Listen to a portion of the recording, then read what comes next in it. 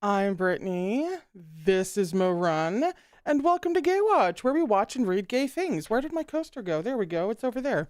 You really don't want to hear me put down my mug every single time. Hi, we are continuing our read through Volume 9 of Erha. My hat is horrifically sideways. Dear God, much better, thank you. Volume 9 of Erha. We are on page, that's not what page we're on. We're on page 51 for chapter 273, which is called Divergent Paths. Sure. And we read for a couple of hours. We usually take a break around halfway through. We get through about 40 to 50 pages. And I believe, if I remember correctly, we're due for around 40 today.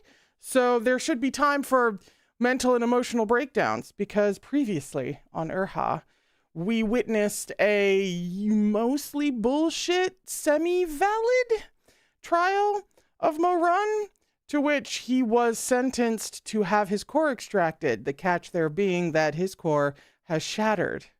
So how he's supposed to advise, how he's supposed to survive having it extracted, who could say?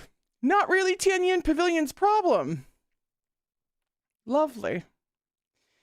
He was then put out in front of the town square for all to see for, what was it, 2 days?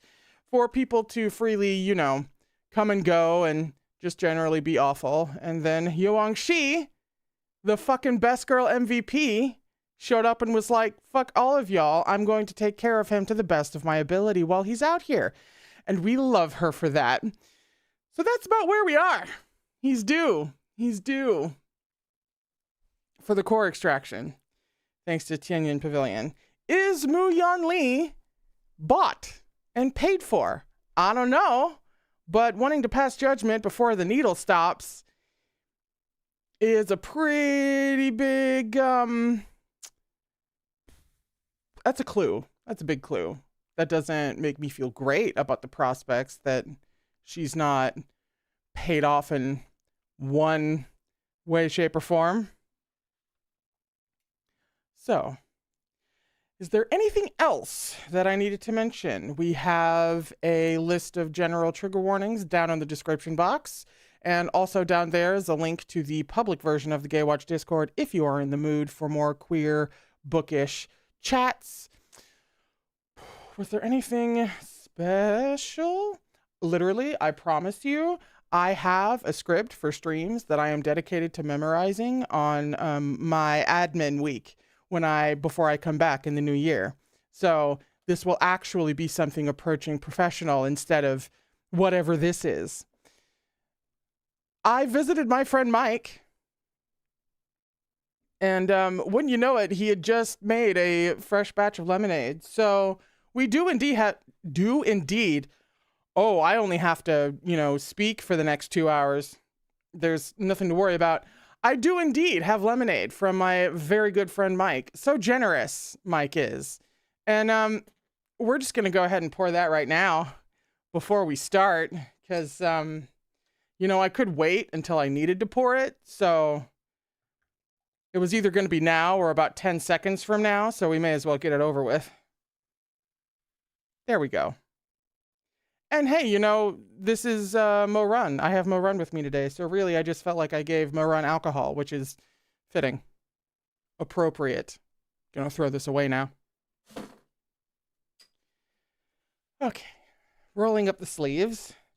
Putting notepad right there.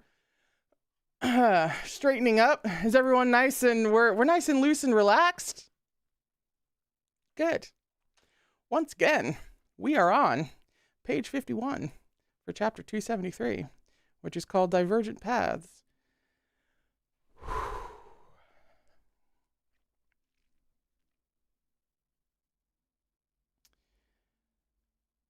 In the hall on Mount Jiao, a single candle burned. Nangong Lu was curled up beside the seat on the dais, snoring away. A few half-eaten tangerines lay by his hand.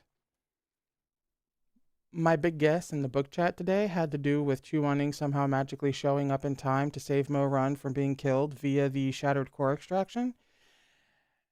And I admitted that it was a reach. However, I do like that we have paused on Mo Run to go back here for some reason. This gives me just a single shred of hope that I probably shouldn't have because it's Meat Bun. But you know, I am ever the optimist. A slender figure appeared in the corner of the hall, his shadow passing over Nangong Lu as he walked toward the dais. His steps were slow and deliberate, and he tapped the ground before him with a cane. Above the delicate bridge of his nose, a strip of snow-white silk concealed his eyes completely. The rap of the cane against the stones woke Nangong Lu, who rubbed his eyes in befuddlement.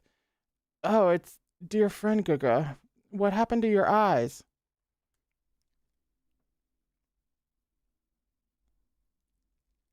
Shimei? Is Shimei about to set Chu Wanning free? Is Shimei about to... Maybe? Maybe? I'm desperate. The newcomer was the blinded Shimei, rarely seen since his injury. "Didn't you go to Tianyan Pavilion?" Nangong Lu asked, still sleepy. Shimei shook his head. "It's a long story. I'll spare you the details." He paused. "Alu, I believe I left a battle scroll for the Zhenlong chess formation on the table. Can you find it for me?" "Of course." Nangong Lu immediately began rummaging through the items on the table and quickly drew out a silk scroll. "Here you go." "Thank you very much." Shimei's slender fingers moved slowly over the silk surface. He could no longer see what was written, but as a safeguard, such scrolls were also designed to be read using spiritual energy. He stood in the silent hall, slowly poring over the scroll's contents. This scroll contained Hua Binan's plans for the pawns he'd deployed to attack Xishang Peak and force Mo Run to shatter his own core. Among them were 46,000 inhabitants of Rainbow Isle in the past lifetime, 13,000 commoners from Wubei Temple, so on and so forth, and every single one of Xishang Peak's disciples from that other world. That's an army.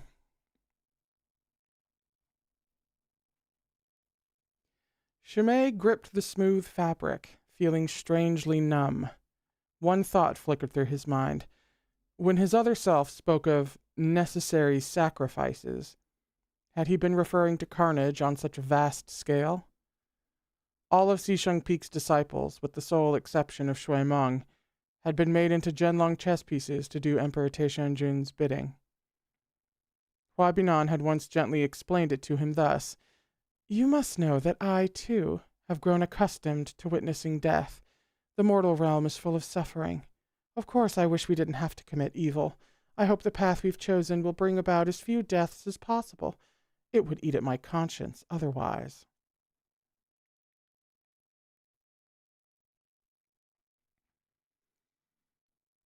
These were the words Hua Binan had said to him shortly after he first came into this world through a rift in space and time.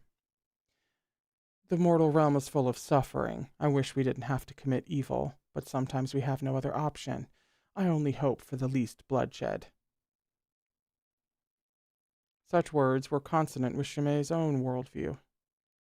He was ruthless and unforgiving, but not necessarily because he wished to be. Rather, he'd never been given a choice.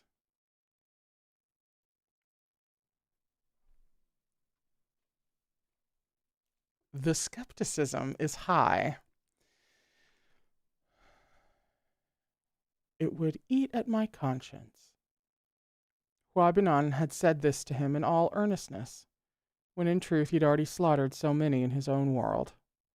It wasn't until now that Shimei understood the magnitude of this lie.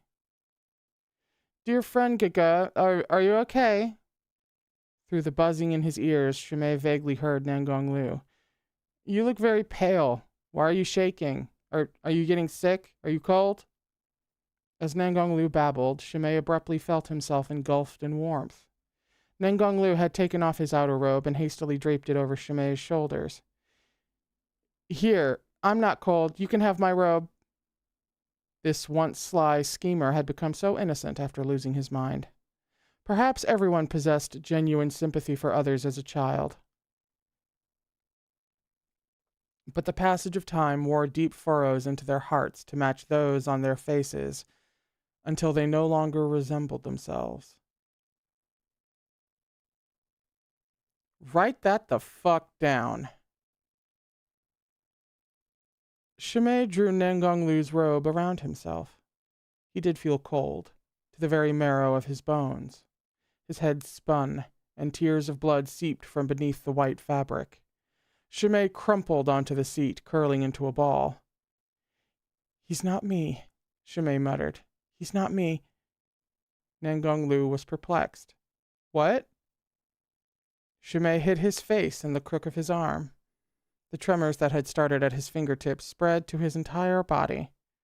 He refused to touch the silk scroll again, letting it roll off the chair. I wanted to save people. I knew we'd have to make sacrifices along the way. I knew we'd make hard choices, that we'd betray those who treated us with sincerity. I've already accepted that there's no turning back from what I've done. When we discussed the possibility of losing my eyes, I never hesitated, but I... Dear friend Gaga, Nengonglu placed a tentative hand on Shimei's head, offering him a child's clumsy comfort. Shimei's voice broke on a sob. But I never knew he killed so many people.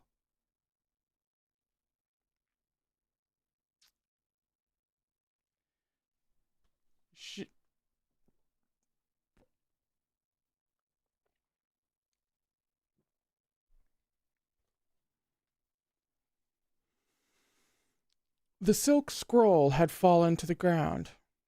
Written upon it were the fates of thousands of cultivators and commoners from that other universe, all reduced to bones. Stop. I get it. I get it. I understand the visual metaphor of his wounds from blinding himself. Because one, he did it to himself. He did it voluntarily. And that wound is going to be with him forever. He cannot take it back. He has permanently lost something as a result. I see it. I see what she's doing there. He voluntarily helped Hua Binan, and he will never be the same because of that. All right. Okay. I see you.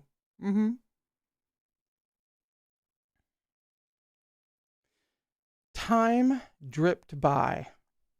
Nengonglu crouched next to Shimei, at a loss for what to do. Eventually, Shimei braced a hand against the table and slowly pushed himself to his feet. Where are you going? Nengonglu exclaimed. Shimei stood in silence, seeming to hesitate. Only after Nengonglu repeated his question for a third time did he snap back to reality. He bit his lip, then answered, The secret chamber. He couldn't continue blundering along this path. He needed to rescue his Shizun.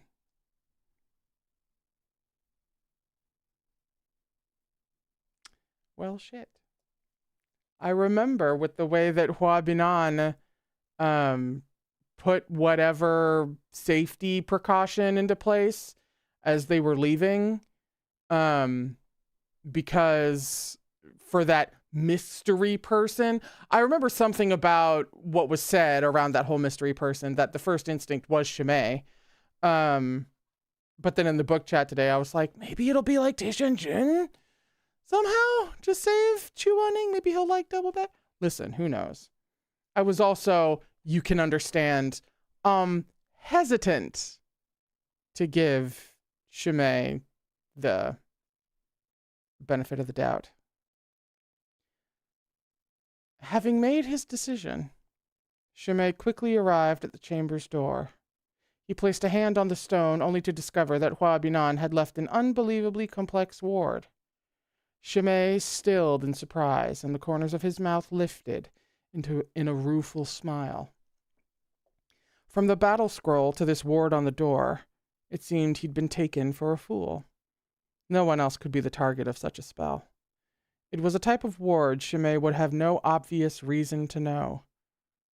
Hua Binan didn't trust him. "Sorry to disappoint you," Shimei said softly. A pale blue light flared in his palm and flew toward the center of the array. "Perhaps you hadn't yet learned this technique at my age, but I have. You simply don't know it."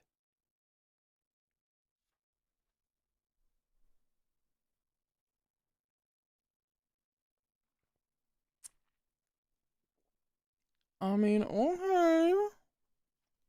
Okay. The door to the chamber sprang open with a thunderous crash. Given the chance to live one's life once more from the beginning, would anyone take the exact same path? Even if they were the same person, perhaps with a single small change. If they'd sought shelter from a rainstorm in the spring, for example, or enjoyed a nap beneath a tree in the summer, everything might unfold differently.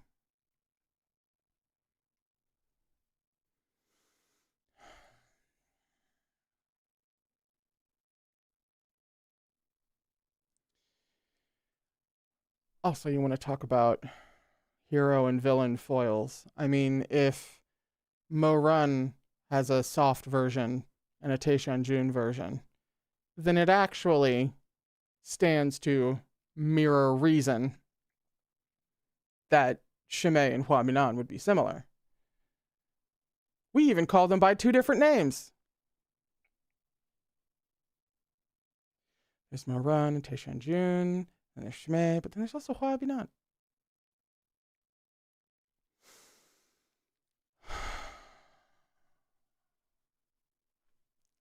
Shimei hovered on the threshold for a long time. At last, he stepped lightly into the room. An ever-bright lantern spangled with dragon motifs flooded the space with radiance. Unfortunately, the light was of no use to either of the room's occupants. One was unconscious, and the other was blind. Shimei sat down by Chu Waning's bedside and reached out, his slender fingers brushing over Chu Waning's face.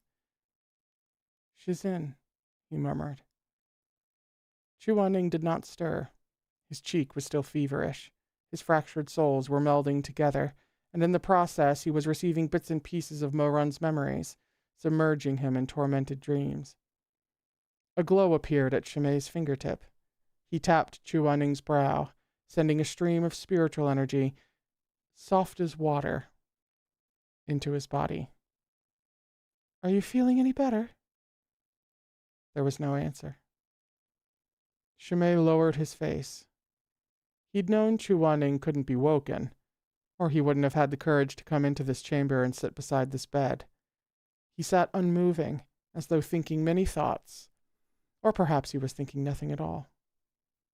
For as long as Shimei could remember, since before he became Chu Waning's disciple, he'd held one dearest wish in his heart. For the sake of realizing this wish, no sacrifice would be too great. He knew that to do so would be his destiny, so he'd never thought he'd done anything wrong, until the day a rift opened in time, and his other self wearily stepped out. Shimei saw himself, nearly 2 decades older. Forget shock or fear. When he first saw Hua Binan, the youthful Shimei had felt, more than anything, a certain queasiness. He had no idea what his other self had endured to become what he was: callous, cunning, volatile, and utterly monomaniacal. Nevertheless, for the sake of their shared goals, he agreed to everything Hua Binan asked of him. He had arrived at where he stood today, one step at a time. A choice, you might say. Over the years, the two Shimeis had each played their own parts. The younger Shimei remained always at Mo Run's side, while the mastermind behind the scenes was Ximing Jing from another lifetime. Just as Taishan Jun and Mo Zongsho were different people, he and the other Ximing Jing weren't necessarily the same.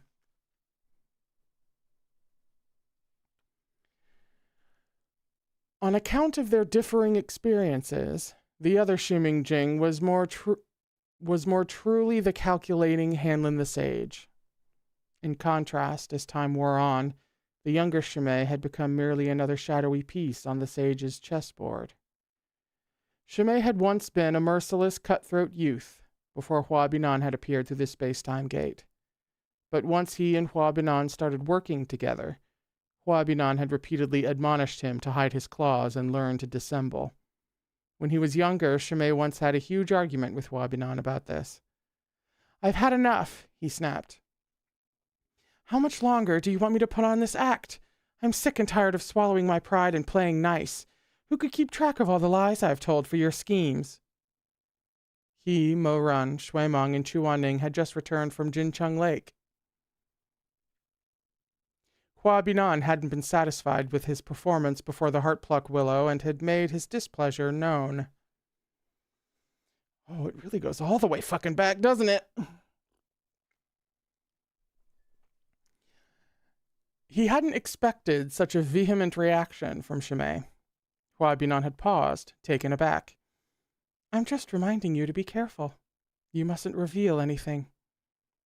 "Easy for you to say." Shimei bit his lip. "Have I ever refused you when you told me to check Mo Run's feelings? Do you know how repulsive it feels to flirt with someone you don't like at all?" Hua Binan seemed momentarily at a loss for words. At last he said, "I've experienced everything you have.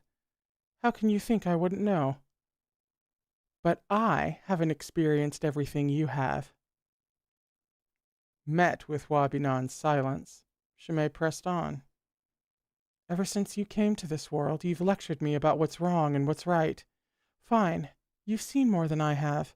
For the sake of our work, I'll listen to you and I'll give it my all. But, Hua Binan," Shimei's voice was rough with emotion, the rims of his eyes reddening, "you're in no position to criticize me." It was the first major disagreement Hua Binan had had with his younger self since he'd arrived in this world.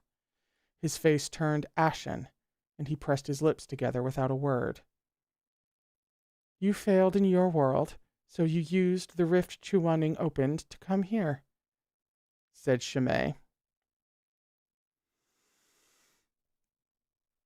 We're breathing. We're breathing.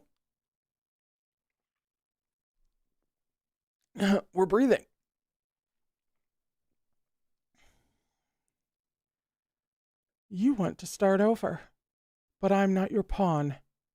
When Hua Binan said nothing, Shimei added, "I'm working with you because we share the same goal." Hua Binan closed his eyes. "You're being ridiculous. I don't think of you as my pawn." Shimei was still agitated. "Is that so? Ever since you realized Mo Run was reborn, haven't I done everything according to your instructions? I'm the one who's been keeping an eye on the dormant flower of eightfold sorrows inside him. It's been me all along."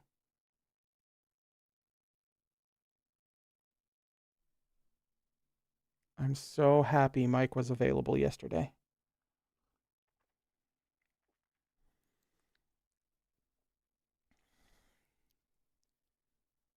Hua Binan was silent.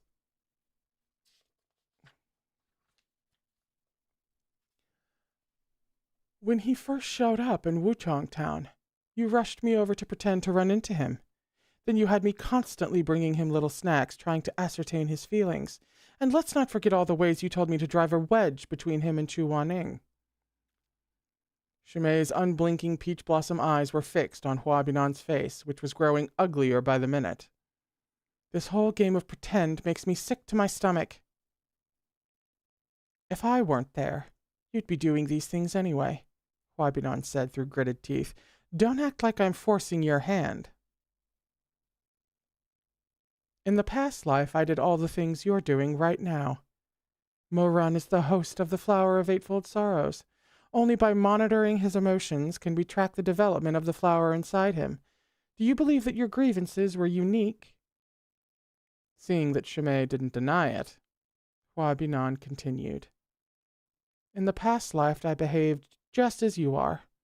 I kept on pretending until the heavenly rift opened, and I used my death to incite his hatred.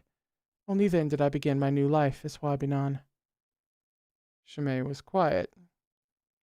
I had to grin and bear it for so long, yet you're at your limit after just a few months. Shimei's head shot up. Do you really not get it? You were fighting for yourself, but what about me? Hua Binan hesitated. There's no difference. There is. I'd rather not be told what to do.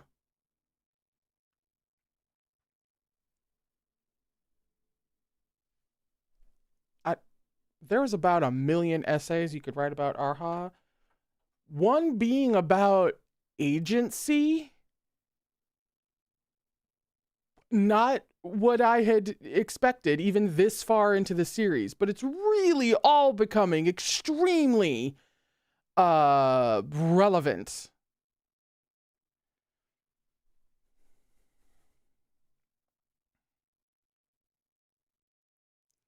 Shimei glared at him for a beat before adding in clipped tones, Not even by myself from another world. But it was nigh impossible to do only as his heart desired. After that argument, Shimei still had to bow his head to fate, no matter how reluctantly. He was young and inexperienced, but he had no illusions about what it was he ultimately sought. In the end, he continued to compromise with his other self. All these years he dutifully obeyed every order his counterpart gave him, behaving more like a puppet than any gen-long chess piece. It would be a lie to say he wasn't fed up with it, but whenever his frustration became too much to bear, he had always told himself, these hardships are nothing in the grand scheme of things. When can we end this farce? When will the rift happen? He pestered Hua Binan constantly with such questions. And Hua Binan's answer had always come like a carrot dangled in front of a donkey. Soon, sooner than in the past life. Thus Shimei waited, day after day, infinitely patient. Finally, the rift to the ghost realm had opened. He had fully expected to fake his death and gain his freedom, just as he'd done in the past life. It had never occurred to him that Chuan-Ning might die in that battle instead. That night, he and Hua Binan clashed like never before. Behind the sealed door of his room in the disciples' quarters, Shimei smashed all the porcelain cups and bowls before him, chest heaving violently. Tell me, how am I supposed to stay calm and keep on pretending? Shizun is dead. Was this part of your grand plan? Hua Binan's expression was likewise deeply ugly. How can you blame me for this? If anything, you should blame Mo. He's the one who acted without thinking. His hands clenched into fists on the table, nails sinking into his palms. He killed Chuan-Ning, he snarled, suddenly vicious. That's right. It was him. The rims of Shimei's eyes were scarlet, but he refused to let his tears fall. Since he was little, his mother had always told him that he must never cry under any circumstances. Am I correct in that we haven't heard much about Shimei's upbringing? And if that's the case, is this one of the first things we've gotten about it? Because that alone is pretty telling. I am correct? Ooh. Hua Binan was no different. He's the one who killed Shizun, so don't try and stop me. I'm going to find him and kill him tonight, Shimei said. Hua Binan's head jerked up. Are you insane? Oh? Breathing harshly, Shimei shot Hua Binan a spiteful glare. You're familiar with the concept of insanity. We must protect Mo at all costs. We must temper him and control him, Hua Binan said through gritted teeth. This is the crux of everything we do. Put everything else out of your mind. See, This is how it always is. Chimay laughed derisively, bringing a hand to his forehead. His eyes flashed. You're handling the sage. You can make your offerings to Chuzongsho with the rest of the Guea. You can disparage Mo-Run as you please, but what about me? Do you hear what you're asking me to do? Chimay threw himself down into a chair, his eyes filled with undisguised scorn. The first thing out of your mouth when we met today was an instruction for me to check if the flower of Eightfield Sorrows in Mo-Run had been completely ruined, or if it could still be savaged. Salvaged. I'm too fucking beside myself. He looked up, gaze fixing upon Hua Binan's ashen face. You wanted me to confess to Mo-Run under these circumstances. Chimay scoffed softly. You said I had to prevent Chuaning from taking my place in his heart. There's like all the fucking tea in this. His words were sharp as needles, stabbing into both Hua Binan and himself. He let out a humorous laugh. Between the two of us, who's the insane one? Hua Binan shut his eyes, his pupils shifting uneasily under delicate lids. There was nothing I could do. Because of the sacrifices Chuaning made in the past life, Mo-Run's flower is fragile. If it's destroyed completely, it'll be impossible to control Mo-Run when the time comes.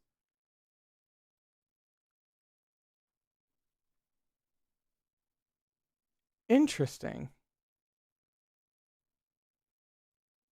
Interesting. What does that look like? It being destroyed completely. How do we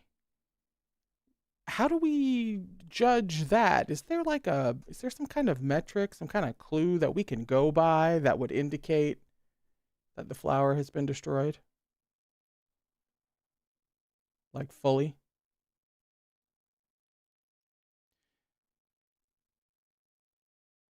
So you're forcing me to do all your despicable dirty work, is that right? Chimay had run out of patience. He slapped the table and jumped back to his feet. Shizin is dead. Have you even considered my feelings? Hua Binan didn't answer. You love him, so shouldn't you know I love him too? Chimay's voice was shaking. The room was quiet. At last he sat back down. Chimay pressed a palm to his forehead, long lashes trembling beneath his hand. Neither of them spoke for a long while. Outside the window, rain came down in torrents.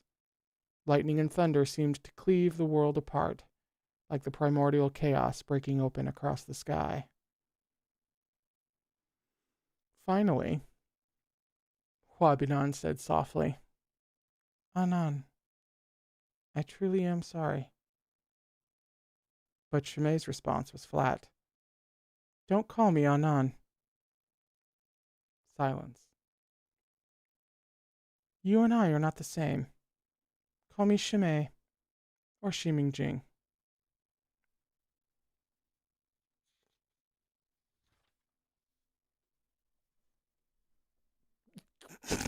Okay, that's the end of the chapter. All right.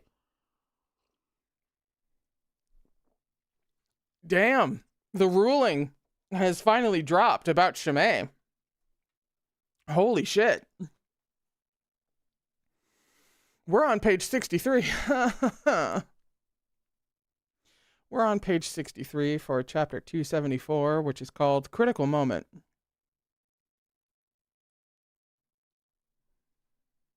On the one hand, that sends me into sheer utter panic. Because, critical moment is a critical moment. On the other hand, technically you could call any chapter in this entire series a critical moment. So, oh, no, actually, it's the flip side. If every other chapter in this series is a critical moment, then what the fuck is the chapter that's actually called critical moment? I had convinced myself on how to be relaxed there for a second.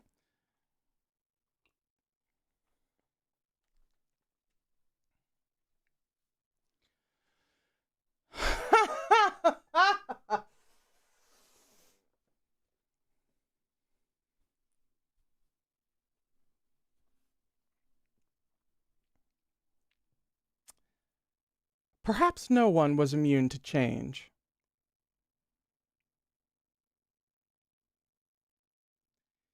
Even two individuals who started out as indistinguishable versions of the same person would encounter, the vicissitudes of fate again and again. After a decade or two, their personalities and circumstances would no longer perfectly align. When Shimei had first planted the flower in Mo Run, he had a heart cold as steel, his will unbending. In his eyes, there was room for nothing but his own revenge and ambition. But when he saw how his other self acted, he suddenly yearned to know if Hua Binan had ever harbored a shadow of doubt in his heart, if he'd ever found himself ridiculous for even a moment. Ultimately, he'd still followed all of Hua Binan's orders. He'd already sacrificed so much. It was pointless to give up with their goal half achieved. Oh, there's that sunk cost fallacy. Getting sentimental now could ruin everything he'd worked for. Nothing was more important than protecting himself and ensuring that Mo Run was under his control. He'd kept up this act for such a long time, after all. He'd worn this mask for so many years. The disgust had seeped down to his bones and turned him numb. No matter how wrong it felt, even Chu Waning's death wouldn't change a thing. It wasn't until he stood by Naihe Bridge, with Master Huaizui's soul-calling lantern in his hands, that he felt a stab of irrepressible envy. He had nowhere to go. He could no longer forge ahead, without hesitation, for the sake of the person he loved. How wonderful would it be if he, like Shui Meng and Mo Run, could take charge of his own fate, or at least believe that he could. But he was never the master of his own destiny. He was like an unwilling opera singer pushed onto the stage, resigned to putting on a show only he could bring to life. To begin with, he needed to seduce Mo Run. Mo Run, who had smiled at him and said, "Shimei, I really like you so much." Then he needed to exploit Xu Shuanglin. Xu Shuanglin, who had languidly tossed a tangerine into the air and cast him a sidelong glance. "I've spent my whole life drifting. I never thought I'd make a friend like you. Thanks for teaching me the rebirth technique. Once that fool Lo Fenghua comes back to life, I'll have him make a bowl of tangyuan for you. Bet you didn't know he makes the best tangyuan. It's only 'cause I respect you that I'll let you have a taste." And finally, he needed to spring the many traps he'd hidden. Just as in the worst-case scenario he and Hua Binan had discussed, he would use his own injury to manipulate the emotions of his Shizun and fellow disciples, and everyone reading. Then, in that critical moment, the space-time gate would open. Critical moment, thank you. He was supposed to be the chess master, but after his older self arrived in the world, he had become one of his own pawns. Damn! Significant quote in the agency essay. He didn't enjoy being ordered about. At times he found it almost too loathsome to bear, but his obsession with his goal was too strong, and his desire for it ran too deep. He didn't want to give up so easily. But he really, truly hadn't known that when his other self spoke of trifling sacrifices, he'd meant the lives of hundreds of thousands of people, the annihilation of an entire world. Only after he opened the space-time gate had he witnessed this cruel truth. In the end, this Ximing Jing and the other Ximing Jing were not the same. He hadn't lived those additional decades. He hadn't experienced that inch-by-inch descent into depravity. At this point, he could no longer understand his older self. But it was impossible to turn back now. He amounted to little more than a sacrificial pawn, no different from any of the other black and white pieces strewn across the board. He had lost his edge. He would never again have an advantage to press. Given the thorough dedication of Meat Bun to having parallels between Mo Run and Shimei, in every single way. Since Shimei and Hua Binan are at odds, that makes me think that the next time Mo-Run and Taishan-jun meet, they have every reason to see the same in each other, ultimately. I'm already emotional about it. Anyway.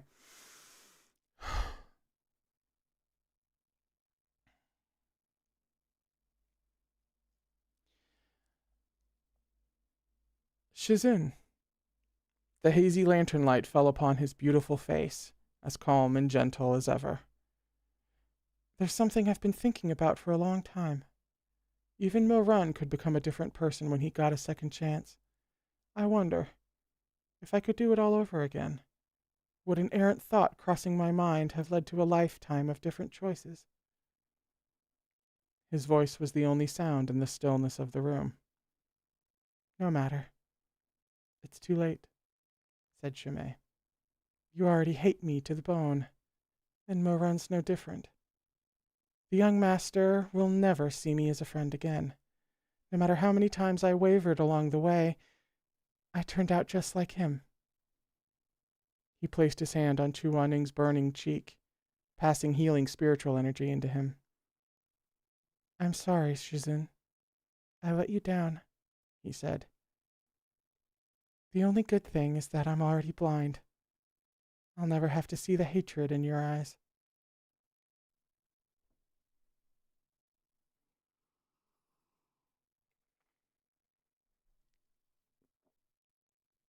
Shimei paused, then smiled a smile that filled the room with the bright warmth of spring. The last thing I ever saw was everyone's concern for me. That's enough. He untied the immortal binding ropes around Chu Waning's wrists and dispelled the barrier on the bed. Finally, he nullified the ward on the stone door. When he'd finished, Shimei turned. Slowly, by feel alone, he made his way out of the room. He strode into the hallway, and the darkness swallowed him up. Speaking of visual metaphors, that's a scene break. I've only glimpsed like one word of the first line of the next scene, and that one word was Tianyin.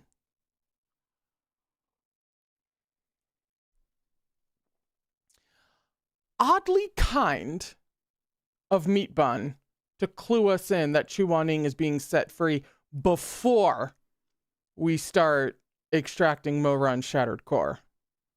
Like, suspiciously kind of her, actually. In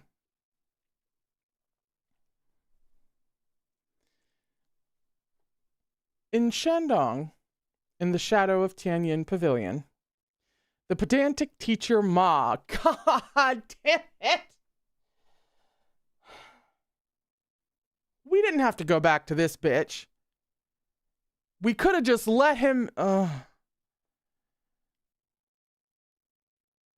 pedantic teacher Ma had just returned home from school. Kneading at his sore shoulders, he headed toward the kitchen for a cup of 8 Treasures tea. He pushed open the door to find a pitch-black room. Teacher Ma frowned. Groping toward the light stand, he yelled, Dear, it's the middle of the night. Why didn't you light a candle? Your... Flint sparked. With a sound like a sigh, a candle flared to life. Teacher Ma fell silent, frozen in the middle of the room.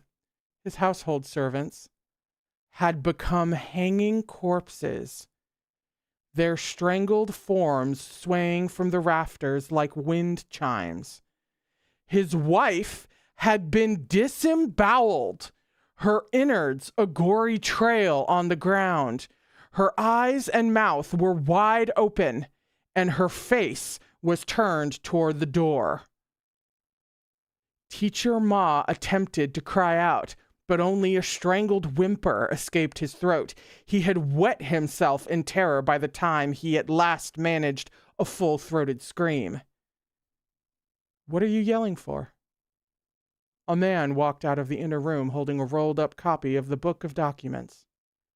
He raised the scroll to the nape of his neck, scratching an itch, and yawned. "You never seen a dead body before?" You, Mo..." The man snapped his fingers, then drawled an explanation. "Silencing spell." "What?" "A silencing spell. Ever heard of it?" The man rolled his eyes.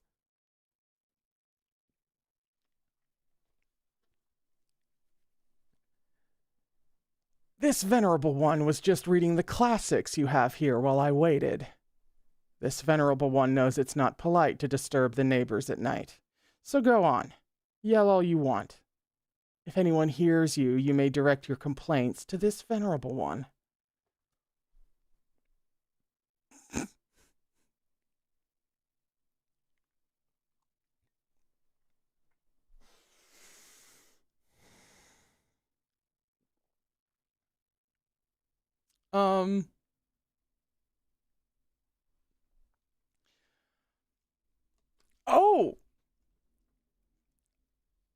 Oh, there's, this is someone's first stream. Welcome. Hello. I hope you're having a blast. Where the fuck am I? Teacher Ma was pale as a ghost, knees knocking together in fright. He spent his days blathering on about arcane texts to his students. Of course, he'd never witnessed such a bloodbath. Drenched in sweat and urine, he stammered after a long silence. "Mo, you monster, aren't you supposed to be at the punishment grounds in Tanyan Pavilion? The punishment grounds in Tanyan Pavilion." The man raised his eyes, so black they flashed purple, and laughed. "Ah, yes. This venerable one did pay a visit to the punishment grounds. How else could I have overheard your considered opinion the other day?" "This is deeply satisfying."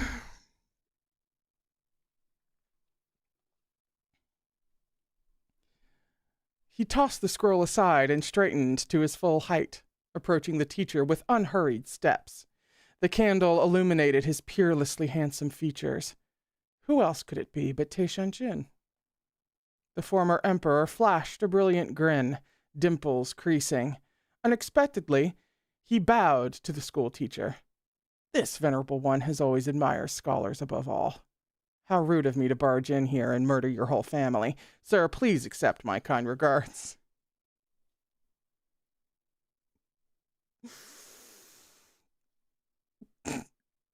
Taishanjun's bizarre manner of speaking, juxtaposed with the corpses strewn in every corner, was too much for anyone to handle, let alone the spineless teacher Ma. The terrified man sank to the ground with a dull thud, panting harshly. "What do you want? What do you want?" Taishanjun chuckled and raised a hand. A long blade materialized in his grip. He tilted his face to look at the teacher. "Take a guess." "Don't kill me," Teacher Ma shrieked, writhing backward on the ground. "I don't want to die, please." As Teacher Ma scrambled away from Taishanjun, he collided with something behind him. Turning his head, he found himself staring into the wide, unseeing eyes of his wife. "No," he howled piteously. "No, please, don't spare me." The blade had plunged unerringly into his thigh, piercing straight through and sinking into the ground beneath. The man screamed. Taishanjun's eyes curved sweetly as he smiled. "If I may ask, sir, what do you think is the difference between a songstress and a prostitute?" Dead, innocent people aside, this is very funny. "What?" Teacher Ma blinked, uncomprehending. Through agonized sobs, he croaked, "What?" "You said it yourself," Taishanjun said patiently. Sir, back at the Tianyin Pavilion, you said. Here he mimicked the school teacher's sing-song, fussy way of speaking. Neither songstress nor prostitutes have any dignity. I can't believe people these days will actually speak up for a prostitute. The upper cultivation realm is really going to the dogs. He scoffed and turned his handsome face to the teacher. Did I memorize it well, sir? Beneath the terror and pain, Teacher Ma vaguely recalled that he'd insulted Moran's mother with these words. No, I was confused, he blubbered. I meant... He swallowed, sweat running down his face. A songstress is a songstress, and a prostitute is a prostitute. They're not the same. They're not... How are they not the same? This venerable one thought what you said was very reasonable. Smile plastered on his face, Taishan-jun stepped toward him and raised his blade once more. To be honest, this venerable one doesn't have the keenest mind. I've always wished for someone to guide me. That clever tongue of yours would make a fine gift for this venerable one, No, Zongsha, have mercy. Good cultivator, please have mercy. Teacher Ma babbled, sweat running down his back. Please be the bigger man. Take the high road. Who are you calling Zongsha, good cultivator? Taishan-jun asked, his smile never wavering. Do you live under a rock? Call me your majesty. Your majesty? Teacher Ma blinked in confusion, but didn't argue. As long as he survived this, he'd call this man daddy if he asked.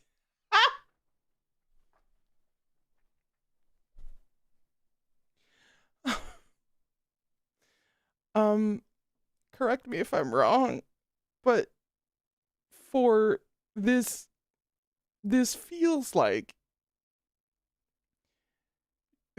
something she couldn't do to a character literally with the same name as Jack Ma, lest she get in trouble. So she did this in a low-key way, in the back of her mind. Am I wrong? Am I getting the wrong vibe? This is what it's feeling like a little bit. Whew.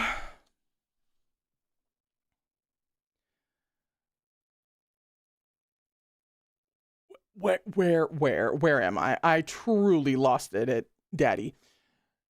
He immediately began chanting, Your Majesty, please spare me. Your Majesty, please have mercy. Taishan-jun dropped to one knee and grasped the school teacher's chin. A question for you, Mr. Paragon of Virtue. Is it this venerable one who lacks dignity, or is it you? Me. It's me. It's... But what use was it to plead for his life? Taishan-jun's grin didn't falter amidst the teacher's sobbing. With a firm squeeze of his hand, he crushed the teacher's windpipe. The black-robed man looked around the room with a self-satisfied air, confirming that he'd left no survivors. Then he stood, wiped the blood from his hands, and walked into the courtyard. Hua Binan waited for him outside. Are you happy now? Happy enough. Then we can return to Tianyin Pavilion and make our preparations. Taishan-jun eyed him. Sure, I guess. Hua Binan shook his head. You really are impossible. The man only said a few words about your mother, yet you couldn't let such a little thing slide. You just had to. And how would you feel if this venerable one said a few words about your mother? Hua Binan's face darkened ever so slightly. He turned aside without answering. Let's go, said Taishan-jun. Didn't you once say you get Mo Zongsha's heart tomorrow? You'll put it into this venerable one's body. What are you waiting for? This venerable one is running out of patience. With a flare of his robes, Taishan-jun strode off toward Tianyin Pavilion. That's a scene break. And oh my god, actually, we're at time for an actual break. So this is actually rather fortuitous. Because I presume from here on out, it's gonna get uglier. So we're going to hop into a break for a second. However, really quickly, did you see what she did there? Did you clock it? Just a few pages ago, we got the first drop of Shimei backstory, and it was about his mother. It was a very kind of distressing fact about how his mother raised him.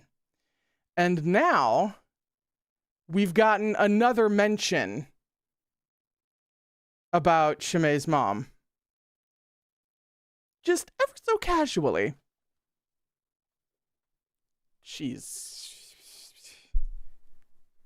The dislike of Meat Bun grows more and more each day. We're going to take the break, and then we're going to come back for just happy, fun times. I'm sure it'll be fine. Beach episode starts when I get back, actually. So enjoy the break room, everyone.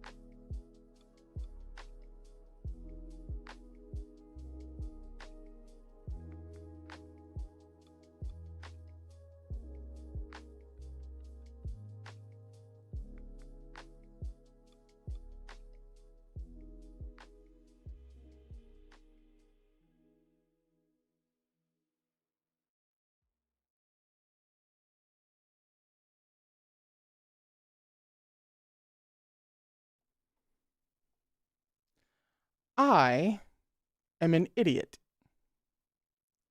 The moment, the very second that we got a little tidbit dropped about Shimei's mom, I should have realized. But I didn't until I was touching up my eyeliner in the mirror. So I got to see my face when this happened. So at least there's that. But they're foils to the fucking end. To the point of dick size. Mo Run had a wonderful, beautiful, caring mother who nurtured him.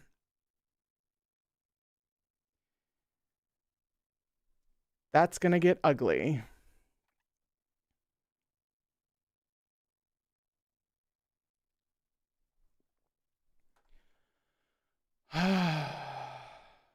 We are on page 70 at the scene break. Presumably now picking up at retrieving the shattered core. Liberty Rose asked if there's a stream on Thursday. Thank you for reminding me. I did mean to bring that up. Yes, there is indeed a stream on Thursday because I'm not a big fan of the holiday that it falls on. And it also tends to be just a stressful holiday for people. So if you need a place to escape, or maybe you don't have anything to do on Thursday, this gives people something to come do that's fun. Well, at least a time, right? So whenever possible, whenever stuff like this happens, I do try to do things on holidays for similar reasons. I mean, I don't hate all holidays, but So.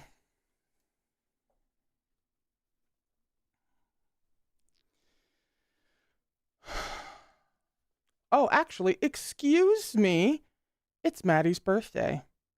Literally today. Happy birthday, Maddie. I know you. You've been hanging around these parts for a second now. We know and love you, Maddie. Happy birthday, sweetie. The sky was bathed in gold, clouds edged in hues of rose. Dawn came swiftly. I can't launch into another diatribe about prose. I can't do it. I've done it before. Can't do it. We don't have time. I must continue. A horrified shriek shattered the quiet morning as an early rising neighbor discovered the bodies of Teacher Ma's entire household. On any other day, such grisly slaughter in Tianyin Pavilion's own territory would have stirred up great commotion. Yet unfortunately for the victims, their deaths went almost unnoticed. A far more attention-grabbing event was occurring at that moment. On the sentencing platform, the torches burned bright. Two of Tianyin Pavilion's servant girls lit rows of lamps on either side of the platform, the light catching on the shimmering gold thread of their robes. As they lifted their fair and lovely arms to each candle, the wax melted, and the clean scent of pine wafted into the air. Really? All of this, and we had to add scented candles? It's not exactly like incense, but Strangely, all of Tianyin Pavilion's guards were very comely, men and women alike. Whether it was because of their cultivation techniques or because Mu Yanli was picky about her disciples' looks, no one could say. Heaven and earth both possess their own wisdom. Good and evil each repaid in due time. The bronze, beast-shaped lanterns flared to life in turn, their dancing flames like billowing red silks. The surroundings teemed with people, both on and below the platform. Shui Meng sat with the Xisheng Peak contingent in the crowded stands, trembling faintly. Over the past 3 days, Shui Jingyang had pleaded his case to countless people, to no avail. The other cultivators trusted blindly in the fairness of the divine scales of justice and feared Mo Weiyu, a man who had mastered the Zhenlong chess formation. Those from Xisheng Peak tirelessly tried to explain to anyone who might listen. He saved us. He shattered his own spiritual core to save us that day. If he was plotting against us, why would he have sacrificed so much? But there was simply too much that was suspicious about Mo-Run. None of the other sects were willing to stand with Xisheng Peak.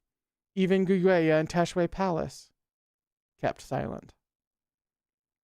A practitioner of the first forbidden technique suddenly recovered after being lost for millennia, against the most righteous arbiter of justice, which had presided over the realm for just as long. Only an idiot would place their trust in the former. Shui Jingyong's harried entreaties seemed foolish, and Xisheng Peak's explanations sounded feeble. At some point, a hazy thought crossed Shui Meng's mind.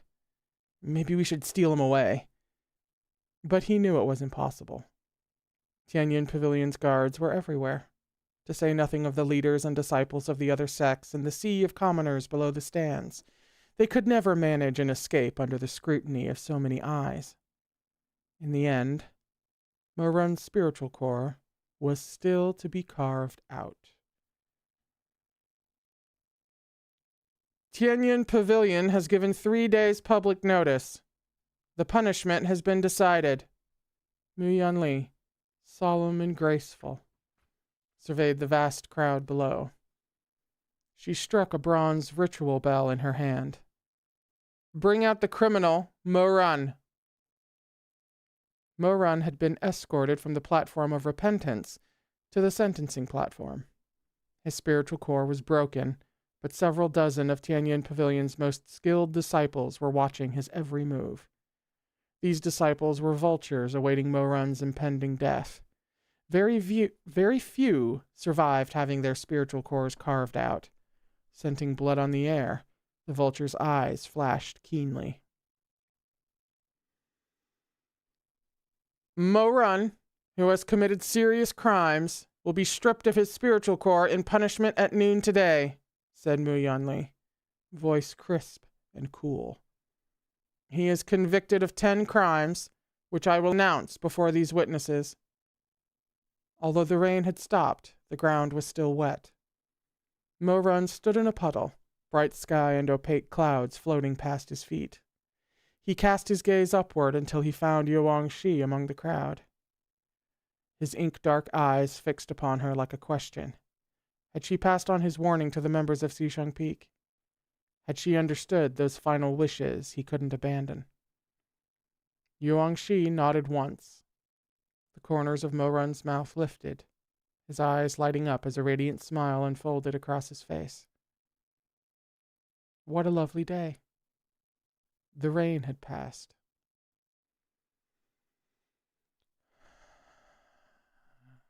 She's in that mood.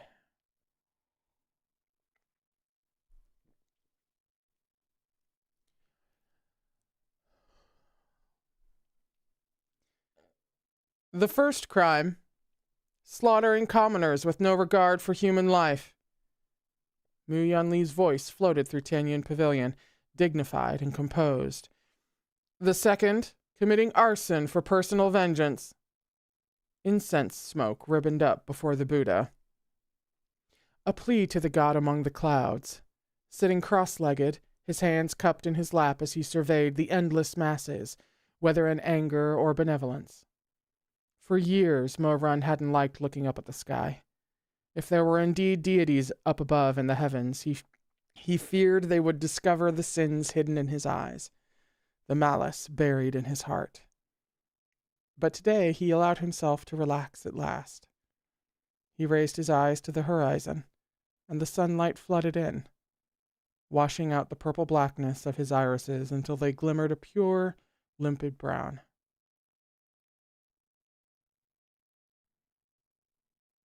Washing out the purple blackness of his... she's always about the visual metaphors, but we're really visual metaphoring today. He watched the sky, that halcyon expanse. Even the clouds were pale and light. Mu Yanli's voice was distant. He closed his eyes. He did not look again at Xisheng Peak, nor at any of those faces dear to him. The sixth, cultivating forbidden techniques in secret, in violation of the law. A thought occurred to him, and his brow furrowed with mixed regret and tenderness. He'd wanted to treat Chu Wanning well in this lifetime, but he hadn't succeeded. I beg to fucking differ, but okay. Even their first time making love. Aha! For which he had waited so earnestly, had been absurd in its violence. His quest had ended in failure. He wasn't a good person at all. He was a scourge, a blight, a pathetic joke. I don't suppose... I'm so sorry, I just saw everyone trying to summon Chu Wanning with tree emojis, and y'all are consistently funnier than me on my own live streams.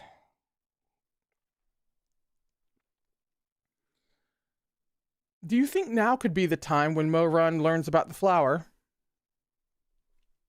Just a thought that occurred to me.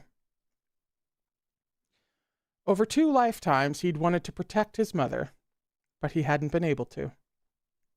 He'd wanted to repay the kindness he'd received, but he never managed to follow through. As a child, he'd wanted to be a hero. Later, he'd merely hoped to masquerade as the nephew of sect leader Shui for the rest of his life. And when he reached the end of that road, he'd forsaken his heart entirely and become the ruthless and cold-blooded Emperor Taishanjun. He'd accomplished nothing in the end. Taishanjun, Mo Weiyu, Mo Zongshe. Lashes quivering, throat bobbing, he sighed out words only he could hear, self-mocking and rueful. You're truly the most laughable man on earth. He tilted his head back to look skyward once more. The wind ruffled his bangs. He squinted, wondering, where is Chu Wanning now? You ain't the only one, motherfucker, all right? We're all thinking that. You ain't special. Perhaps the blessings he'd received were already too bountiful. The 2 of them had exhausted all the time fate allotted them. It would be asking too much to see Chu Wanning one last time in the twilight hours of his life. But this was for the best. His eyes curved into crescents, and he chuckled on the sentencing platform. At least Chu Wanning wouldn't see him in such a wretched state.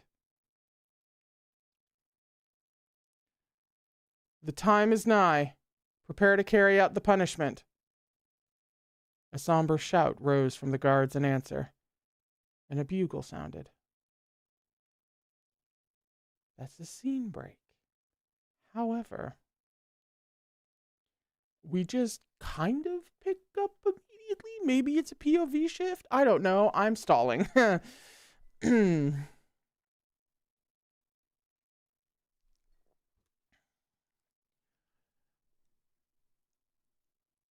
As though that final bugle call reached his ears from thousands of miles away, like the long shadow of a nightmare. Chu Wanning's eyes snapped open within the secret chamber on Mount Jiao. Startled awake, he sat bolt upright. Mo Run! In the wavering candlelight, he drew great gasping breaths, his thick robe soaked with sweat. He was trembling. Without thinking, the first words he had blurted were the name of the man with whom he'd entangled for 2 lifetimes. He swallowed thickly, his dazed eyes roving over the room.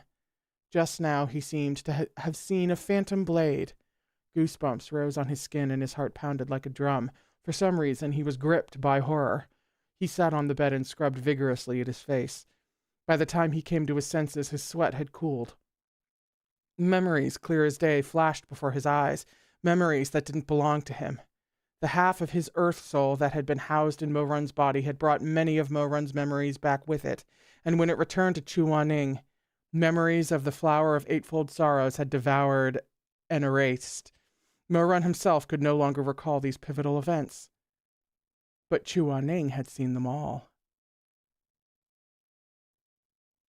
I'm gonna cry and nothing's fucking happened yet. That's the end of the chapter. Um,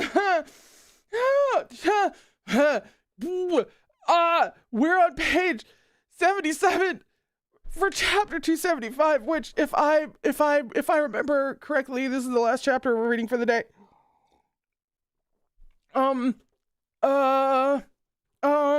It's called The Loyal Heart Shatters. That's the title of I almost said episode. That's the title of this chapter.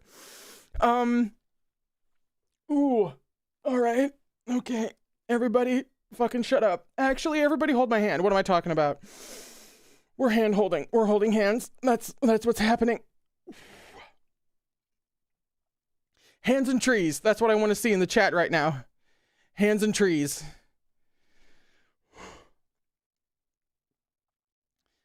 He saw Mo run as a child, smiling brightly up at his mother. He saw Duan Yihan stroking Mo Run's hair, saying, "Repay kindness. Do not seek revenge." He saw Mo Run holding the box of desserts Shui Meng had given him, nibbling cautiously on a sweet, making sure not to waste a single crumb. He saw Mo Run standing before a wine shop in Wuchang Town, wearing the uniform of a new disciple. He took a handful of silver from his pocket and presented it to the shopkeeper, then grinned, bashful yet eager. "A jar of your best pear blossom white wine, please. And could you put it in a pretty jar? I want to give it to my Shizun." The memories floated up one after another. The kindest, purest, best parts of Mo Run's past, flashing by like a brilliant carousel lantern. Within those scenes, Mo Run was always smiling, from his destitute childhood to the years of his youth before the flower of eightfold sorrows took root. But those memories, though beautiful, were scant. Throughout his life, Mo Run had known too few moments of true innocence. His days of carefree laughter could be counted on the fingers of one hand. Chu Wanning watched each one of those bygone events rush past. Everything became calm. Their souls had lain entwined for so long that Chu Wanning could feel how deeply Mo Run had loved him, respected him, cherished him, and adored him in the time before the flower of eightfold sorrows. Oh, I hate her. It didn't matter that Chu Wanning's smiles were rare. It didn't matter that he was strict when teaching cultivation. Mo Run had loved him all the same. Despite Chu Wanning's icy and aloof exterior, Mo Run had found him so familiar and kind. Had seen through to the heart of gold beneath, because he knows someone like his mom when he sees them, unless they're deliberately misleading him like Shimei, but we don't need to talk about that right now. Mo Run had loved him. All those years ago, Mo Run had loved him passionately and sincerely. The memories swirled again in Chu Wanning's mind.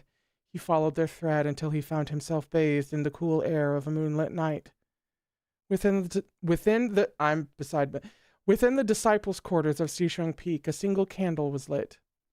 Mo Run sat at his table in front of an open book, painstakingly embroidering a white handkerchief. After a few clumsy stitches, he pricked his finger. A drop of blood fell onto the fabric.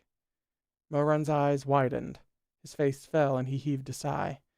"This is so hard." He balled up the handkerchief and threw it aside. Then he grabbed a fresh one to begin embroidering anew. His candle burned deep into the night as he discarded countless handkerchiefs. Eventually, he got the hang of it more or less. Sorry, it's just dawning on me. A delicate pink petal took shape on the fabric, then another and another. 5 petals in total. Each stitch was careful. The fumbling youth drew his needle and thread through the pure white handkerchief, and upon it blossomed a high tongue that would never wither. Mo Run gazed at his handiwork with shining eyes.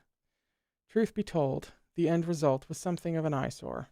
The stitches were jagged and uneven, obviously the work of a novice, but Mo Run was delighted. His eyes danced in excitement, and he tossed the handkerchief into the air. The soft fabric fluttered down and landed on his face, covering his features. He laughed out loud and blew the fabric up again. A corner of the high-tongue handkerchief lifted, revealing gentle eyes that glowed as if lit from within. "I'll give this one to Shizun. He'll like it for sure." His heart was overflowing with warmth, the very kind that, in times to come, the goo flower would devour entirely. So antithetical was it to the flower's poisonous existence.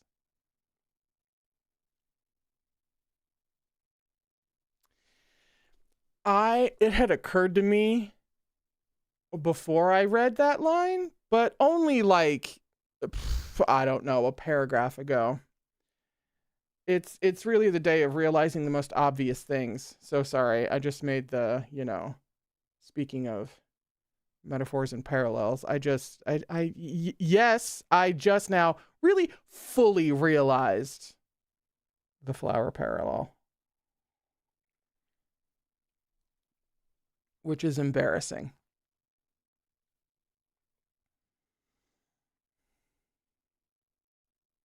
Every time he uses this handkerchief, he'll think of me. Mo-Run tucked the gift into his lapels. He pictured over and over again how Chu-Wan-Ning would praise him, how happy he'd look when he received it. The thought made his heart leap with irrepressible joy. That very night, he scampered over to Chu-Wan-Ning's residence. He found his teacher standing by the pond, watching the fish. Shizun! He bounded over, glowing with anticipation. Chu-Wan-Ning turned his head, taken aback. What are you doing here? Chu! It was a chilly day, and Mo-Run had rushed outside without an outer robe. Before he could finish his sentence, he interrupted himself with a sneeze. Why are you in such a rush that you forgot to put on a coat? Asked Chu-Wan-Ning, eyeing him. Mo-Run rubbed his nose and grinned. I couldn't wait. There's something I have to give to Shizun, otherwise I won't be able to sleep. What is it? I made a gift for Shizun to thank you for accepting me as your disciple, he said. He reached carefully into his robes and produced the neatly folded handkerchief. Now that it was time to present his gift, he suddenly grew timid, and his face turned pink. It's not worth much, and it's not very pretty. He hesitated, then hastily hid the handkerchief behind his back. He scraped the ground with the tip of his shoe, clearly ill at ease. What did you buy? Chu-Wan-Ning asked, staring. The youth's ears had gone a deep red. I didn't buy it. I don't have any money, he mumbled, abashed. Chu-Wan-Ning blinked in surprise. You made it yourself. Mo-Run lowered his head, his eyes shadowed by lashes soft as mist, and hummed softly in assent. Before Chu-Wan-Ning could reply, he blurted, Actually, forget it. It's really ugly. It's really, really ugly.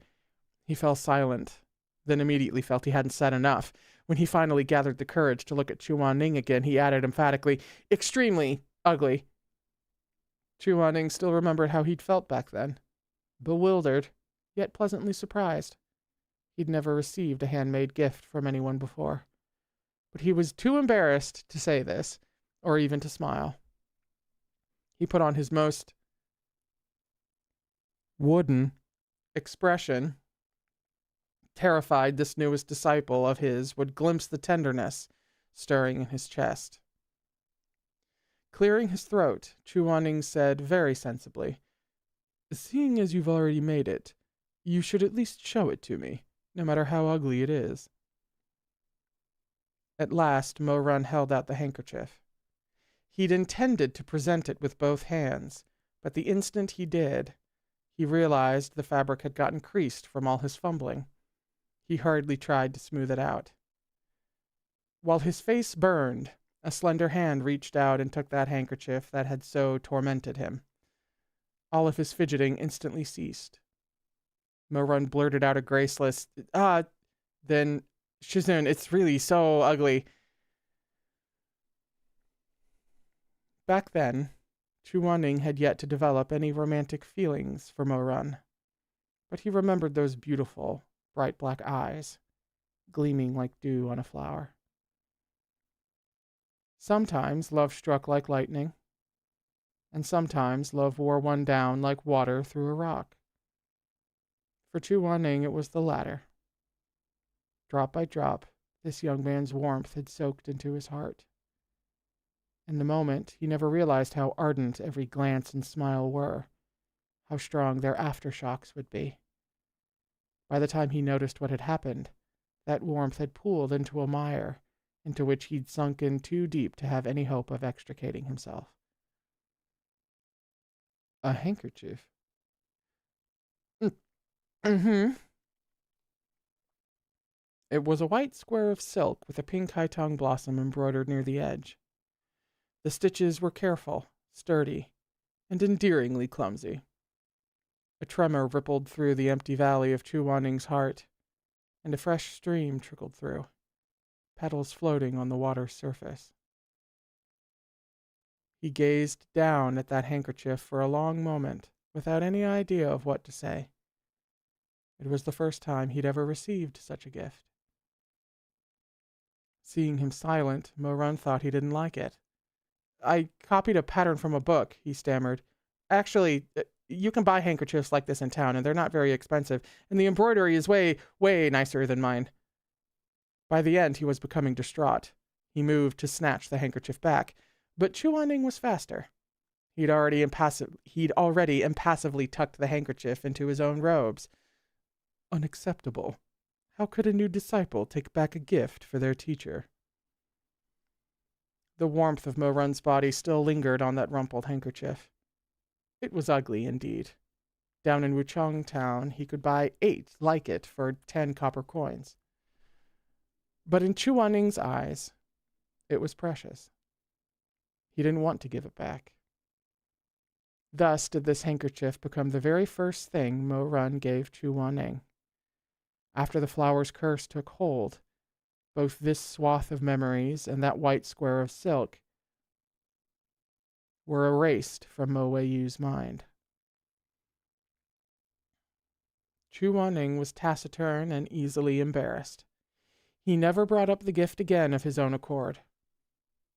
Later, as he watched Mo-Run become more and more infatuated with Shimei, following the other boy like a shadow and plying him with dozens of gifts, Chuaning's silence grew more enduring still. He no longer liked to use the handkerchief in front of Mo-Run if he could avoid it.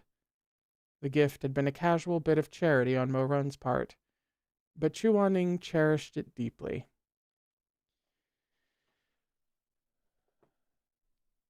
Is this the first time we're getting confirmation that Mo-Run didn't start running after Shimei until the flower was planted?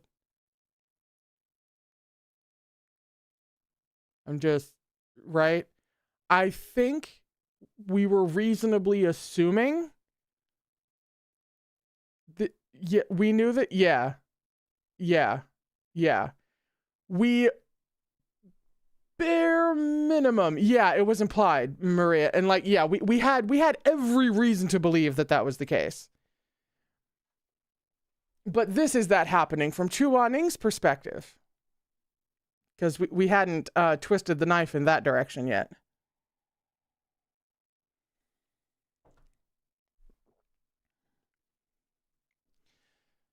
He remembered. His earth soul had fused back together, dragging the past along with it. Memories like this one filtered into Chuaning's mind. He rose from the bed. Never had he known such fury, dread, sadness, or pain. His hands were shaking. At last, he knew the whole truth. He knew how everything had begun. Mo-Run hadn't merely been framed in his childhood. He hadn't just fallen under Shimei's enchantment. That was far from all. The most important memories had been suppressed by Shimei's flower. For 20 years, for 2 lifetimes, no one had known the truth until today. The truth. The whole truth. This was the real truth.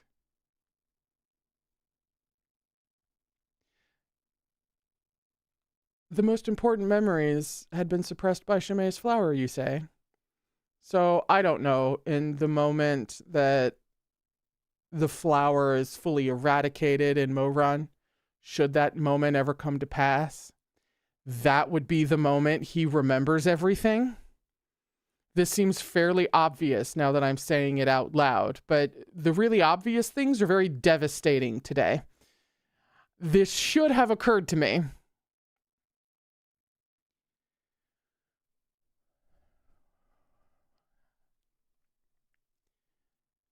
There was no one left on Mount Jiao to stop him. Chu Wanning rushed down the mountain in a single-minded panic. He stopped in the nearest village and asked if anyone knew Mo Run's whereabouts. That Mo Zongsha. Oblivious as to whom he was speaking, the villager crassly said, Some shit Zongsha he is, hypocritical beast. Hypocritical beast. Criminal. Tyrant. The world swam before his eyes. 2 lifetimes running together. The past lifetimes Taishan curled his lip in a spine-chilling sneer, and the present lifetimes Mo Weiyu lowered his eyes in a soft smile. No. None of that was the truth. Where is he? Asked Chu Wanning, white as a sheet. Tianyin Pavilion, the villager replied. Everyone in the upper and lower cultivation realms has already heard about his heinous crimes. His spiritual core is supposed to be carved out today. Serves him right, too. It was as though a mountain was collapsing in Chu Wanning's head. His skull was rattling. When? Chu Wanning's flashing phoenix eyes and the frantic edge in his voice gave the villager a fright. I'm not sure. I think it's at noon? Noon. Chu Wanning glanced at the sundial next to the threshing floor and froze. With a great gust, the rising dragon talisman burst out of thin air. Chu Wanning ordered the paper dragon to take him into the skies and head for Tianyin Pavilion's territories in Shandong. The dragon was ready to quarrel with its master as usual, until it caught sight of Chu Wanning's 2 wet eyes. The paper dragon was stupefied. What's wrong with you? Help me. The little creature had never seen Chu Wanning like this. It found itself at a loss. When has this venerable one ever not helped you? Hiya, don't cry. Chu Wanning gritted his teeth in threat, but it was nothing more than pretense. The truth was a termite, boring through his spine. I'm not crying. Take me to Tianyin Pavilion before it's too late. What do you need to go there for? To save someone. He couldn't stop shaking. He didn't want to cry. He never wanted to cry. But tears finally ran down his cheeks. Chu Wanning swiped ruthlessly at his scarlet eyes. To save someone who's been wrongly convicted. The paper dragon didn't know what to say. If there's anyone in the world who deserves to have their spiritual core dug out, who deserves to be condemned by all, it shouldn't be him, Chu Wanning rasped. I have to clear his name.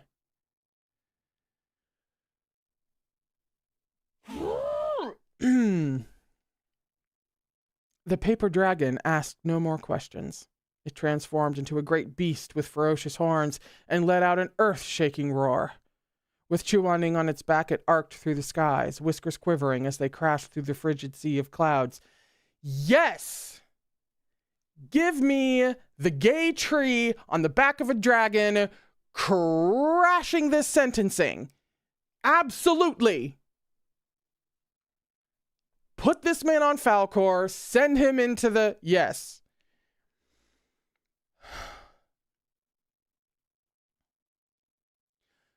Chu Wanning sat behind its horns. The wind gusted over his face, terrifyingly cold at such heights. His fingertips felt frozen. He looked straight ahead through the interweaving mists and saw the undulating mountains, the meandering rivers. All the sights of the mortal realm streamed past below like so many bygone days. From the instant he'd awoken, he had felt mad, numb, shattered. It wasn't until now, when he had the space to catch his breath, that sorrow crashed over him. He slowly curled into himself on the dragon, making himself small, and buried his face in his hands. The wind whistled past his ears. They were interrogating Mo Run. They were opening up his heart, breaking apart his core. They said he was beyond redemption, that he deserved death. No. This wasn't right. The roar of the wind was loud enough to drown out all the foolish sentiments of mortals. With the clouds and the cutting gale, Chu Wanning at last let himself sob. Over these 2 fleeting lifetimes, neither Taishan Jun nor Mo Zongsha should have ended up like this. There was one thing Moran was right about. When Moran had asked to become his disciple beneath the heaven-piercing tower, it had been a mistake from the very beginning. I could barely get that out. That's a scene break.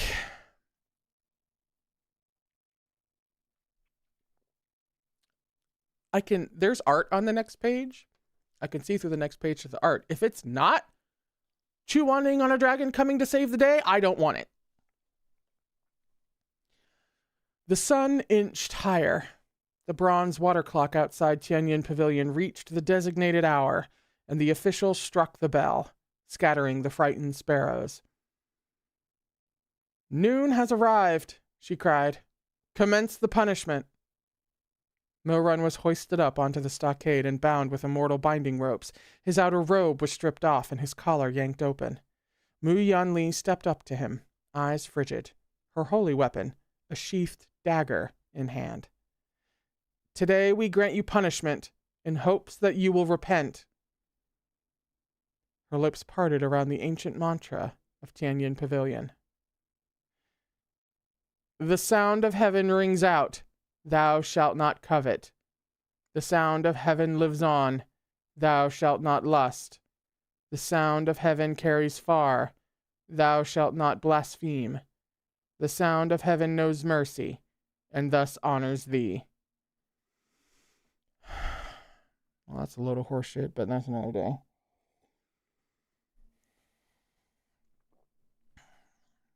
Lowering her eyes, she bowed to Moran. A farewell. There was a shower of sparks as she drew her blade from the sheath, and the holy weapon hummed, scattering golden motes of light. Her eyes, reflected in the dagger's gleaming surface, were devoid of emotion. If this is Mu Yanli on the other side, I swear to God. Oh, Jesus, fuck! Well, in hindsight, turnabout's fair play. We had fucking, we got to see Chu-Wan-Ning all tied up at someone's mercy. So now we get to see Moran. I get what they're doing. Doesn't mean I have to like them. Sadistic motherfuckers. Some below hid their faces, while others craned their necks. A few sighed and closed their eyes, while many clapped and whooped. This crowd was like any other. It contained multitudes. "We will commence carving out the spiritual core." Mu Yanli's hand rose, and the blade came down. Blood splattered. The silence was deafening. This was the thing that had occurred to me. I didn't say, hey, I was right when I made that, kind of wild sort of prediction. Back in the book chat, I was like, what if Chu-Wan-Ning comes in and saves the day? That's why I didn't say anything, because the thing about Meat Bun is that she could be doing all of this just to have Chu-Wan-Ning show up too late.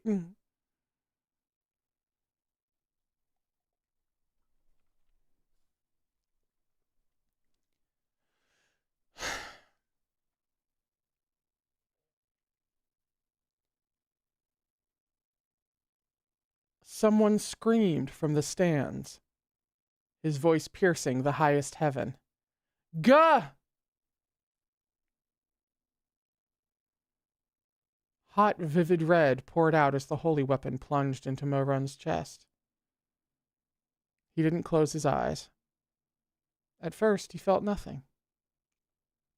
Only after a beat did he blankly look down at the gory mess that had been his heart. His lips parted. Then the pain exploded like fireworks going off in his chest. Light and shadow merged and roiled before his eyes. He coughed violently, blood spurting from his mouth. Each drop filled the air with the stink of iron as the heavens and earth blurred into a cold sea of scarlet. But it was wrong. All wrong.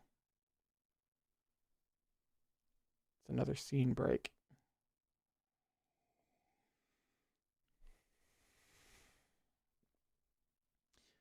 Chuaning, on Dragonback, hurtled toward Tianyin Pavilion as fast as he could fly. Once, he'd thought Mo Run's indifference toward him and flippant disregard for others were born of hatred and resentment. He'd thought his own harshness and rebukes had made Mo Run forget the small bit of warmth between them. But he'd been wrong about everything. Those memories had been trapped in Mo Run's souls all along. Chuaning had seen them. He'd seen the deepest emotions in Mo Run's heart, the care and devotion the flower of eightfold sorrows had stripped away. Back then, Mo Run had been boyish and innocent. His heart, warm and healthy, had beat steadily within his chest. He'd watched his new teacher standing by the lacquered window. Chuaning turned his head, eyes pale in the bright light. "Mo Run, come here." As Mo Run stepped closer, he saw a brush and paper set before Chuaning, along with an ink stick and stone. "The sect leader mentioned you didn't know how to write. Your courtesy name. Take the brush. I'll teach you." Chuaning had instructed him, his voice clear and smooth, ethereal as the almond blossoms fluttering outside the window. "The sect leader gave you the courtesy name Weiyu. Its meaning, gentle rain, is the opposite of your given name, Run, to ignite. I'll write it for you. Pay close attention."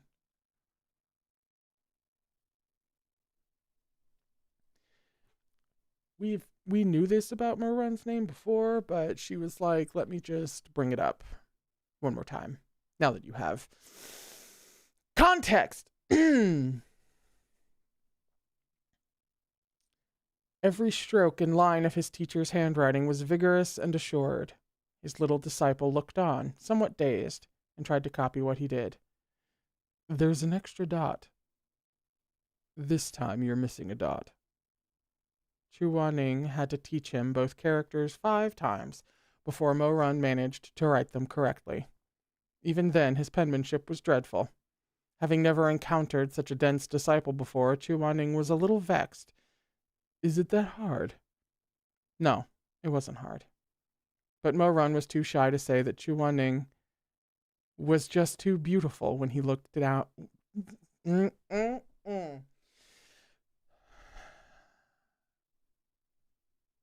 But Mo Run was too shy to say, I didn't even mess up. But Mo Run was too shy to say that Chuaning was just too beautiful when he looked down to write. Mo Run irresistibly craved the sight. So he added and missed strokes on purpose, earning an extra lesson each time. "It's very hard." Chuaning gave him a look of reproach. "Watch closely. Stop giggling." Mo Run curved his lips in a small smile and adopted a look of earnest confusion. "Then, Shizun, could you please show me one more time?" He simply loved that moment when Chuaning lowered his head, the ends of his phoenix eyes sweeping elegantly upward. When Chuaning held his hand like this and taught him, he could hear the whisper of high-tongue blossoms opening outside the window.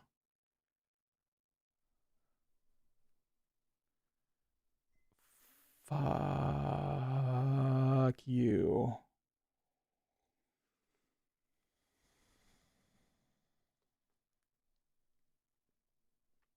Did I say that was a scene break? I literally can't remember. I'm not really on this planet anymore. The sentencing platform was surrounded by a tall barrier. No one could stand in the way of Tianyin Pavilion's punishment. Mu Yanli's keen dagger moved on its own, carrying out its master's intent. Her eyes were cold, as though she could neither hear Milrun's harsh panting nor see the deathly pallor of his face, much less the veins protruding from his temples or the blood oozing from the corners of his mouth. She merely carried out the judgment rendered by the divine scales. Carve out the spiritual core.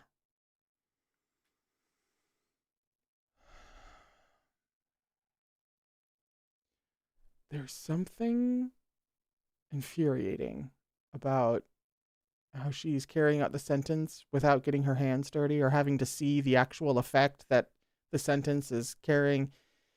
You see what I mean? There's a reason why Ned Stark tells his son, if the sentencing is yours, then you have to carry it out.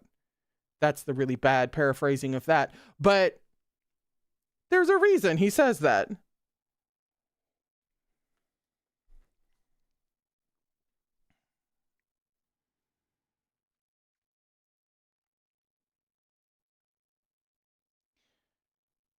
The dagger plunged into his heart, digging into the muscle to pick out fragments of his core, then swiftly ripping them out. The sharp tip inevitably tore into the flesh around it, but Mu Yunli paid it no heed. She flicked gore into a silver tray held by a nearby attendant along with those softly glowing shards. A healer stepped forward to staunch the bleeding and suppress the spasming of his heart, ensuring Mo-Run would live through his sentence. The scales had deemed that his spiritual core should be carved out, so Tianyin Pavilion would preserve his life. At the very least, his death would not occur on the sentencing platform. They kept him conscious to avoid any doubt over whether he was passed out or on the verge of death, so Mo-Run watched as his heart was sliced open, as the blade sought out the fragments of his core, and as his flesh knitted back together, over and over again. In the stands, Shui Meng was mindless with grief. Face buried in his hands, his tears fell like rain as he howled. Gah! Mo-Run's mind was foggy, his every muscle taut from the pain. Yet he felt like he was finally being set free. With each stroke of Mu Yunli's blade, piercing his heart, excising his broken core, it was as if his sins from his past life and the blood on his hands faded ever so slightly. When this pain was over, would he be forgiven? When his core was gone, could he return to the past? Yet what past would he return to? If he went back to the heaven-piercing tower on the day he chose a teacher, he would still be a false Gongja of Xisheng Peak, a youth who'd watched his mother starve to death long ago. That happiness would be nothing more than an illusion. If he went back to the woodshed in which he'd spent his childhood, he and Duan Yuhan would still spend their days barely scraping by. He would live in fear that some fickle twist of fate might prevent him from meeting Chu Waning. His happiness would be tainted by regret. He cast back through his memories, but he couldn't find a single point in either lifetime where he'd be able to start over again without worries. He couldn't find any stretch of time, not even a single day, when he'd been truly carefree, with his belly full and warm clothes on his back. He'd lived through 2 lifetimes, more than 40 years in total, but he'd never known a night of peace. Mu Yunli's dagger was digging through his flesh at the behest of heaven itself. He knew his souls were unbearably filthy, his crimes irredeemable. The will of heaven would have always descended upon him sooner or later. Yet at that moment, he felt a sharp twinge of grief. He wanted his mother, his Shifu, his Didi, his uncle, and his auntie. He wanted a home. He'd probably been too greedy, wanting so much. And now, in the end, he had nothing at all. All the happiness and warmth he'd ever known were fake. like water streaming through a loosely woven basket, like sand slipping through his fingers. He'd done all he could to mend his flaws, yet he couldn't hold on to anything. He crouched on the banks of the great river of life, holding his sodden little basket, but found it empty. He could only stare at the waters as they rushed past, elusive. That tiny, shabby basket was all he'd ever had. He clutched it ever tighter, scooping up a dream that was destined to fall apart.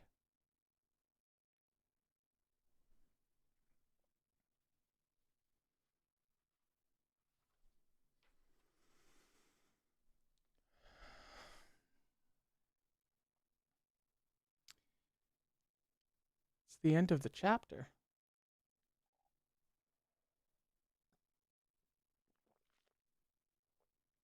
Hold, please.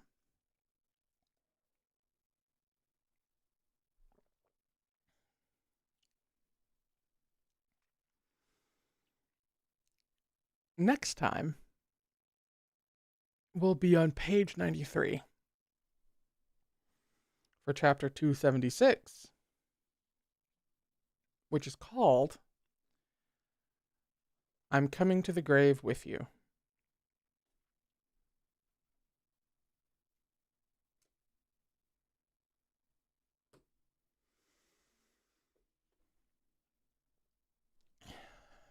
This was the day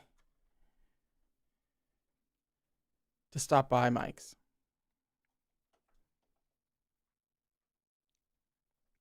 To have a supply, not just lemonade for today.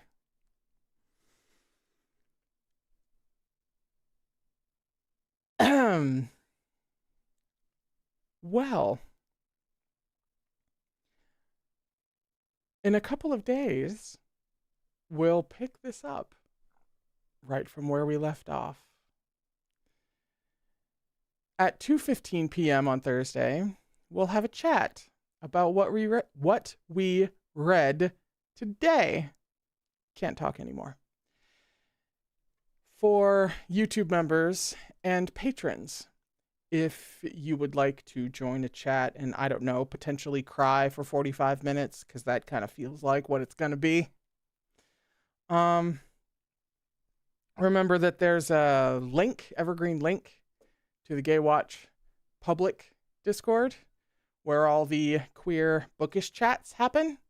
If you want someone to wail with in the meantime, before Thursday.